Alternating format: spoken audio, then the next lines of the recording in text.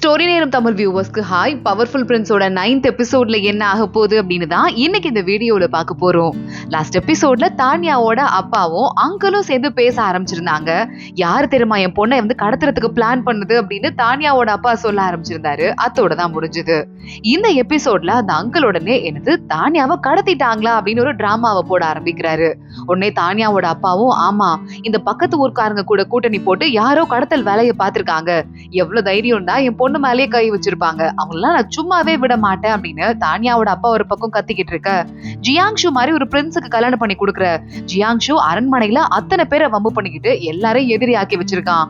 அப்ப அவங்க மேல நம்ம மேல கோபப்படுறது கரெக்ட் தானே அப்படின்னு இந்த அங்கிள் அவங்களுக்கு சப்போர்ட் வாங்குறாரு. ஏன்னா அந்த கெட்ட ஆளே இவர் தானே. தானியாவோட அப்பா பாக்குறாரு, என் பொண்ணு ஒரு அப்பாவி, யாருக்கும் எந்த தீங்கும் நினைக்காதவ, ரொம்ப நல்ல பொண்ணு, அவளுக்கு ஒரு தீங்கு நினைச்சு ஒருத்தன் இப்படி பண்ணிருக்கான்னா அவனை நான் சும்மா விட மாட்டேன் அப்படின்னு தானியா அப்பா கத்த ஆரம்பிக்க, உடனே இந்த அங்கிளும் இல்ல நான் ஓவரா குடிச்சிட்டேன், நான் கொஞ்ச நேரம் அப்படியே படுத்துக்கிறேன் அப்படின்னு நடிக்க ஆரம்பிக்கிறான். இங்க நம்ம ஜியாங்ஷு நல்லா தூங்குறதுக்கு ட்ரை பண்ணிக்கிட்டு இருக்கான். அப்பன்னு பார்த்து யாரோ வெளியே கூப்பிடுறாங்க அவங்க அசிஸ்டன்ட். ஜியாங்ஷு நேரா வெளியே போயிடுறான். என்ன ஆச்சு அப்படின்னு கேட்டுட்டு, இந்த மாதிரி முக்கியமான ஒரு விஷயம் இருக்கு, கூவனோட அப்பாவை நம்ம கோர்ட்ல கேஸ்ல மாட்டி விட்டு அவரோட பதவி போச்சு, இப்ப ஜெயில இருக்காரு, இப்போ கூவனை யாரோ கடத்திட்டாங்க, அவன் காணாம போயிட்டான் அப்படின்னு சொல்ல, என்னாச்சு கடத்திட்டாங்களான்னு ஜியாங்ஷு அங்க இருந்து கிளம்புறான். தானியா அடுத்த நாள் காலை நல்லா தூங்கி எந்திரிக்கிறா. எந்திரிச்சதும் வேலைக்கார பொண்ணுங்க பக்கத்துல வராங்க. எப்பவோ இளவரசர் கிளம்பி அவரோட வேலைக்கு போயிட்டாரு அப்படின்னு சொல்ல, காலங்காத்தாலே இவர் இப்படி கிளம்பி போயிட்டாருன்னா என்ன பத்தி என்ன நினைப்பாங்க, எனக்கும் அவருக்கும் ஒரு கான்ட்ராக்ட் தான் நடுவுல இருக்குன்னு எல்லாருக்கும் தெரிஞ்சிடாதா அப்படின்னு தானியா கேட்க ஆரம்பிக்கிறா. சரி ஓகே, வீட்டுல செய்ய வேண்டிய சில முக்கியமான விஷயம்லாம் இருக்கும், அதெல்லாம் பண்ண ஆரம்பிக்கலாம் அப்படின்னு தானியா சொல்லிக்கிட்டு இருக்கா.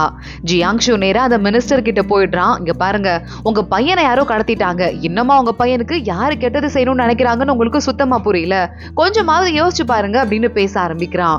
அந்த மினிஸ்டர் பார்த்துட்டே இருக்காரு. என் பொண்ணை என்ன பாக்குறதுக்கு கூட்டிட்டு வா, அப்படி கூட்டிட்டு வந்துட்டேன்னா என்கிட்ட இருந்து உனக்கு என்னெல்லாம் சீக்ரெட் விஷயம் தெரிஞ்சுக்கணுமோ அதெல்லாம் சொல்லுவேன் அப்படின்னு அந்த ஆளு சொல்ல ஆரம்பிக்கிறாரு. தானியா அங்கே வெளியே வரா. ஃபுல்லா ஜியாங்ஷுவோட அரண்மனையில வெறும் ஆம்பளை வேலைக்காரங்க மட்டும்தான் இருக்காங்க. அந்த மேனேஜர் கிட்ட தானியா கேக்குறா, ஃபுல்லா வெறும் ஜென்ஸா இருக்காங்களே அப்படின்னு. நீங்க வரப்போறீங்க ஜியாங்ஷு, இப்பதாமா என்ன இன்டர்வியூ பண்ண சொன்னாரு பொண்ணுங்களெல்லாம், பொண்ணு வேலைக்கார பொண்ணுங்க ஒரு 15 பேரை நாங்க எடுத்திருக்கோம், அந்த பொண்ணுங்களை இப்பவே வர சொல்றேன் அப்படின்னு கூப்பிட அந்த பொண்ணுங்களும் வந்து நிக்கிறாங்க. தானியா பாக்குறா, ரொம்ப சந்தோஷம், நீங்க எல்லாம் போய் உங்க வேலையை பாருங்க, இங்க நிக்க வேண்டாம் அப்படின்னு சொல்லிட்டு எல்லாரையும் அங்க இருந்து அனுப்பிடுறா. உடனே அந்த மேனேஜரை பார்த்து, சரி ஓகே கொஞ்ச நேரம் இந்த இடத்த போய் சுத்தி பாக்கலாமா அப்படின்னு கேட்க, அவரும் ஒவ்வொரு இடமா கூட்டு வந்துட்டு தானியாக்கு எல்லாத்தையும் காட்டிட்டு இருக்காரு. ஜியாங்ஷு எப்ப வீட்டுக்கு வருவாரு, எப்ப கிளம்புவாருன்னு தானியா கேக்குறா. அது எனக்கே சொல்ல முடியாதுமா, அவர் எப்ப நினைக்கிறாரோ எப்ப வேலை முடியுதோ அப்பதான் வருவாரு, என்னால நான் நிறைய நாள் அவரை பார்த்தது கூட இல்லைன்னு சொல்ல, நீங்க இது வரைய ரொம்ப கஷ்டப்பட்டிருப்பீங்க, இதுக்கு மேல நான் வந்துட்டேன்ல, அவரை நான் நல்லபடியா பாத்துக்கிறேன்னு தானியா சொல்ல, உன்ன மாதிரி ஒரு பொண்ணு கிடைச்சதுக்கு ஜியாங்ஷு கொடுத்து வச்சிருக்கணும்னு மேனேஜர் பயங்கரமா ஹாப்பி ஆயிடுறாரு. தானியா பாக்குறா, அங்க ஒரு ஊஞ்சல் ரெடியா இருக்கு. தானியா மேனேஜரை கூட்டிட்டு, எங்க பொண்ணுங்க யாருமே இல்ல, ஊஞ்சல் எதுக்காக, ஒரு வேலை பழைய குட்டி வயசு ஞாபகம் எல்லாம் மறக்காம ஜியாங்ஷு தான் இந்த வேலையை பண்ணி வச்சிட்டு இருக்காரா அப்படின்னு சிரிக்க ஆரம்பிக்க, அவர் தளபதிமா, அவருக்கு எதுக்கு ஊஞ்சல் ஆடுறதுக்குலாம் நேரம், நீங்க வர போறீங்க, உங்களுக்கு என்டர்டைன்மெண்ட் இங்க எதுவுமே இருக்காதுன்னு அவரே பார்த்து இந்த ஊஞ்சலை கொஞ்சம் நல்லா ரெடி பண்ணாரு அப்படின்னு மேனேஜர் சொல்லிக்கிட்டு இருக்காரு.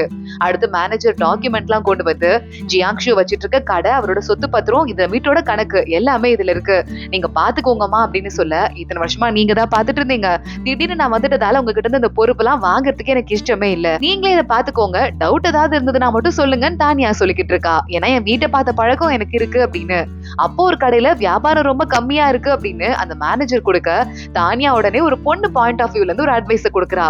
இத்தனை நாள் நான் யோசிச்சேமா என்ன பண்றதுன்னு, இப்ப எனக்கு தெரிஞ்சிருச்சு என்ன பண்ணணும்னு, நம்ம கடையோட வியாபாரம் இனிமே பறக்க போகுது, சரிமா ரொம்ப தேங்க்ஸ் அப்படின்னு சொல்லிட்டு அவர் சொல்ல ஆரம்பிக்க, ஆமா அவருக்கு என்னெல்லாம் பிடிக்கும் என்னெல்லாம் பிடிக்காது அதை சொல்லுங்களேன் அப்படின்னு தானியா கேக்குறா.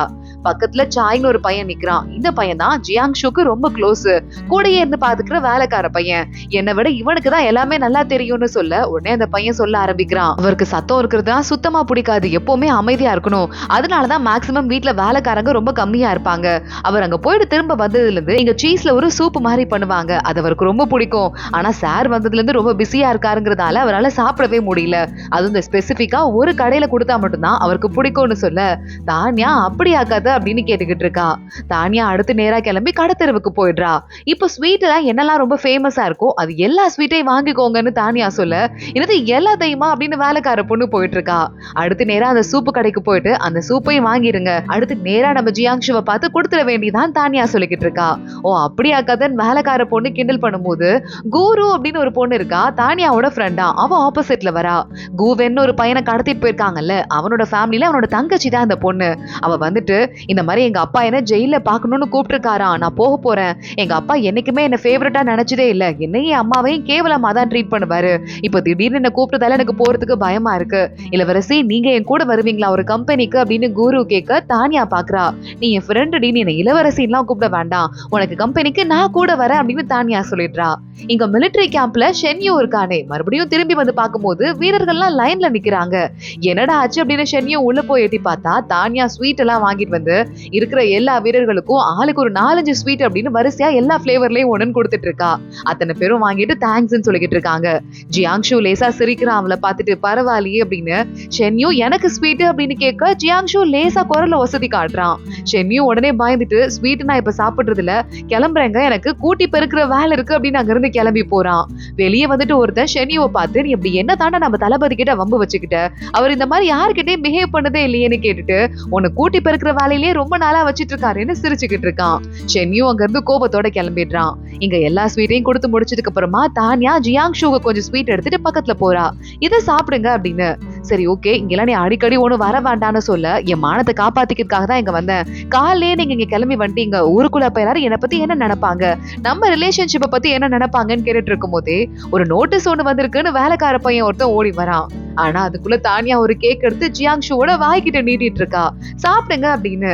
எவ்வளவு அழகான ஜோடி அப்படின்னு அந்த பையனே பார்த்து வெக்கப்பட்டு நின்னுட்டு இருக்க. நோட்டீஸ் என்கிட்ட கொண்டு வந்து கொடு அப்படின்னு ஜியாங்ஷு சொல்றான். அந்த பையனும் வெக்கப்பட்டு கொடுத்துட்டு ஓடிடுறான். ஜியாங்ஷுவை ஊட்டி விட சாப்பிட ஆரம்பிச்சிட்டு இருக்கான். அடுத்த ஒரு வாயை கொடுக்கறதுக்குள்ள ஜியாங்ஷு தள்ளி விடுறான். அந்த பையன் போயிட்டா, இதுக்கு மேலையும் டிராமா பண்ண வேண்டாம், நான் உனக்கு கான்ட்ராக்ட்ல சைன் பண்ணிருக்கேங்கிறதால என்னோட ரோலை நல்லாவே நான் பாத்துக்குவேன், போதும் நீங்க இருந்து கிளம்பி போய் போ அப்படின்னு சொல்ல, இல்ல குரு என்ன பார்த்தா அவங்க அப்பாவை பார்க்க போறதுக்காக என்ன கம்பெனி கூப்பிட்டா, நான் அவ கூட போயிட்டு வந்துடுறேன், உங்ககிட்ட சொல்லிட்டு போலான்னு தான் வந்தேன், யாரையும் டிஸ்டர்ப் எல்லாம் பண்ண மாட்டேன்னு சொல்ல, இந்த மாதிரி விஷயத்துல எல்லாம் நீ ஏன் தலையிடுற, உன் வேலையை பார்க்க மாட்டியா அப்படின்னு ஜியாங்ஷு கேட்டுட்டு இருக்கான்.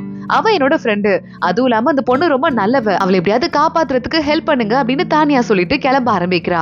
என்ன வெளியே கூட வந்து டிராப் பண்ண மாட்டீங்களா, எல்லாரும் என்ன நினைப்பாங்க அப்படின்னு மறுபடியும் தானியா கேக்குறா. ஜியாங்ஷு பக்கத்துல வந்து கையை நீட்டிட்டு கையை புடி அப்படின்னு சொல்ல, தானியா சிரிச்சுட்டே சரி வாங்க போலாம் அப்படின்னு கிளம்புறா. நீ பத்திரமா வீட்டுக்கு போ அப்படின்னு ஜியாங்ஷு சொல்லிடுறான்.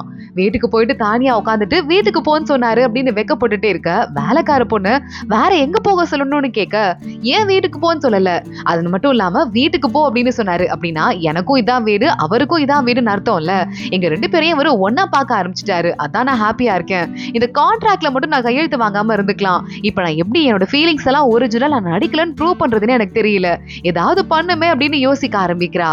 கரெக்டா அன்னைக்கு நைட்டு ஜியாங்ஷு வீட்டுக்கு வரான். டோர் ஓபன் பண்ணிட்டு உள்ள வந்து பார்த்தா ரோஸ் பெட்டல்ஸ் தான் ஃபுல்லா இருக்கு. என்னதுன்னு ஒரு கன்ஃபியூஷன்ல அடுத்து நேரா உள்ள வர, தானியா அங்க அழகா மேக்கப்லாம் பண்ணிட்டு மயக்கிற மாதிரி உட்கார்ந்துட்டு இருக்கா. ஜியாங்ஷு அதை பார்த்து மயங்குறான். பக்கத்துல கிஸ் பண்றதுக்கு போயிட்டு இருக்கான். பார்த்தா எல்லாமே தானியாவோட கனவு. தானியா சிரிச்சுட்டு இதான் இப்ப நடக்க போகுது அப்படின்னு வெயிட் பண்ணிட்டு இருக்கா. கரெக்டா அவ உட்கார்ந்துட்டு இருக்கும் போதே ஜியாங்ஷு வந்துட்டாரு அப்படின்னு சொல்ல, கதவு திறக்கிற சத்தம் கேக்குது. வெக்கப்பட்டுட்டே இந்த பக்கமா திரும்பி பார்க்க வேலைக்கார பொண்ணுதான் வரா. ஜியாங்ஷு வந்துட்டாரு, நேரா அவரோட ஸ்டடி ரூம்க்கு போயிட்டாருன்னு சொல்ல, தானியாக்கு என்ன பண்றதுனே தெரியல, அப்செட் ஆயிடுது. நேரா அவனோட ரூம்க்கு போறதுக்காக கிளம்பிட்டு இருக்கா. இங்க ஜியாங்ஷுக்கு ட்ரெஸ் சேஞ்ச் பண்றதுக்கு சாய் இருக்கானே, அவன் ஹெல்ப் பண்ணிட்டு இருக்கான். தானியா அங்க உள்ள போயிடுறா. எதுக்கு இங்க வந்துட்டு இருக்கு அப்படின்னு ஜியாங்ஷு கேட்க, நீங்க இப்பதான் வந்தீங்கன்னு சொன்னாங்க, சரி உங்களுக்கு சாப்பாடு கொடுத்துட்டு போலான்னு வந்தேன், நீங்க நைட் நேரத்துல ஏதாவது லைட்டா பசிச்சுலாம் சாப்பிடலாம்ல அப்படின்னு ஒரு சூப்பை கொண்டு வந்து நீட்டுறா. அப்ப இந்த சாயும் ஜியாங்ஷும் அவ்வளவு க்ளோஸா இருக்குது தானியாக்கு கொஞ்சமும் பிடிக்கவே இல்லை.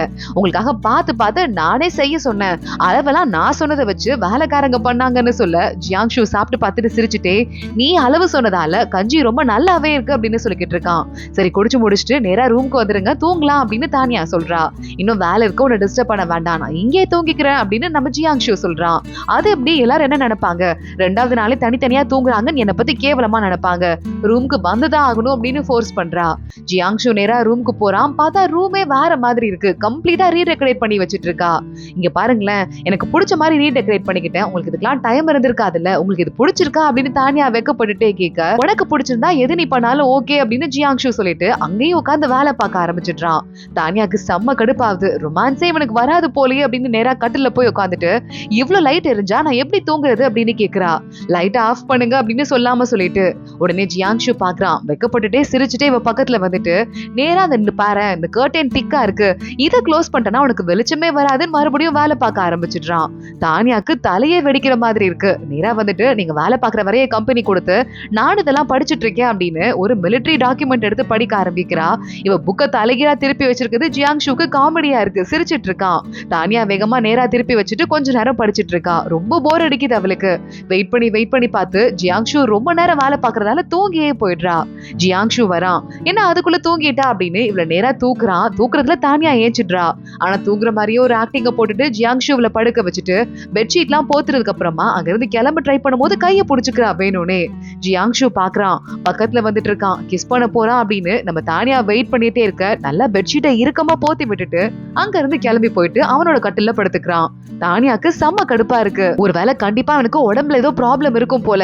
அது மட்டும் இல்லாம அந்த வேலைக்கார பையன்ட்ட ரொம்ப க்ளோஸா இருந்தான், ஒருவேளை அந்த மாதிரி ரிலேஷன்ஷிப்ல எதுவும் இருப்பானோ அப்படின்னு தானியா கண்டபடி யோசிச்சுட்டு டாக்டரை கூட்டு வந்து செக் பண்ண சொல்ல வேண்டியதா அப்படின்னு தூங்கிடுறா. அடுத்த நாள் காலைல வேலைக்கார பொண்ணுங்க வராங்க. இன்னைக்கும் கிளம்பிட்டாரு உங்க ஹஸ்பண்ட், இன்னைக்கு நீங்க அரண்மனைக்கு போய் ராஜமாதாவெல்லாம் வர பாக்கணும், ராணி எல்லாம் பாக்கணும், ஆனா அதுக்குள்ள அவர் திரும்ப வந்துருவேன்னு சொல்லிருக்காருன்னு சொல்ல தானியா கிளம்பி வெளியே வரா. ஜியாங்ஷு வேலையை முடிச்சுட்டு வரான். பரவாயில்லையே, ஹீரோ மாதிரி குதிரையில வந்துட்டு இருக்கான். பாரு, நேத்து பண்ண வேலைக்கு இந்த ஹீரோ என்ட்ரிலாம் அவனுக்கு தேவைதானா அப்படின்னு கேட்டுட்டு இருக்கும் போதே 2 பேரும் வண்டியில ஏறிக்கிறாங்க. தானியா பாக்குறா, அந்த குரு பொண்ணு இருக்கால ரொம்ப நல்லவ, அவளையும் உங்க அம்மாவையும் இந்த ஆள் இருக்கானே மினிஸ்டர் தனி வீட்டுல தள்ளி வச்சுட்டான், சாப்பிடுறதுக்கு கூட உங்களுக்கு சரியா காசு கிடைக்காது, ஆனா இப்ப ஒரு தப்பு பண்ணிட்டாங்கிறதுக்காக குடும்பத்தையே கொல்லும் போது அவங்களையும் யாராவது கொல்லுவாங்களா, பாத்துக்க மட்டும் அவனுக்கு ஆள் இல்ல, சாவறதுக்கு மட்டும் கூட வரணுமா, நீங்க ராஜாட்டத்தை பத்தி பேசணும்னு சொல்ல ஜியாங்ஷு அமைதியா இருக்கான். வாயை திறக்கிறானா பாருன்னு தானியா திட்ட ஆரம்பிக்கிறா. தானியா அங்க இருந்து வரும்போது ஆப்போசிட்ல பிரின்சஸ் வரா. என்ன ஜியாங்ஷு உன கழட்டி விட்டான் போல, எனக்கு அப்பவே தெரியும், வா வா அப்படின்னு நேரா உள்ள கூட்டு போறா. ராணிய பக்கத்துக்கு தான் போறா நம்ம தானியா. ஆனா உள்ள ராஜமாதா இருக்கா. ராஜமாதாக்கு ஒரு வணக்கம்னு போட்டுட்டு தானியா ஓயகமா ராணிக்கும் ஒரு வணக்கத்தை போட்டு உட்கார்றா. ராஜமாதா வேணும்னே இவங்க இருக்கிறத சொல்லாம என்ன ட்விஸ்ட் பண்ண பாத்துருக்காங்க. நான் ராணின்னு அவங்கள சொல்லியிருந்தா என்னை பத்தி கேவலமா பேச்சு பேசி இருப்பாங்க. ஏன்னா நான் பிரின்சஸ் பார்த்த மாப்பிள்ளைய கல்யாணம் பண்ணிக்கிட்டேன்ல, அந்த கோவத்துல என் மேல இருக்காங்க, ஜாக்கிரதையா இருக்கணும்னு தானியா யோசிச்சுட்டு இருக்கா. அதோடதான் இந்த எபிசோட் முடியுது. அடுத்தடுத்து என்ன நடக்க போது தொடர்ந்து பார்க்கலாம். இந்த வீடியோவை லைக் பண்ணிக்கோங்க, மறக்காம நம்ம சேனலுக்கு சப்ஸ்கிரைப் பண்ணிட்டு பெல் ஐகானையும் கிளிக் பண்ணிக்கோங்க. அடுத்த வீடியோல பார்க்கலாம். அது வரைய பாய்.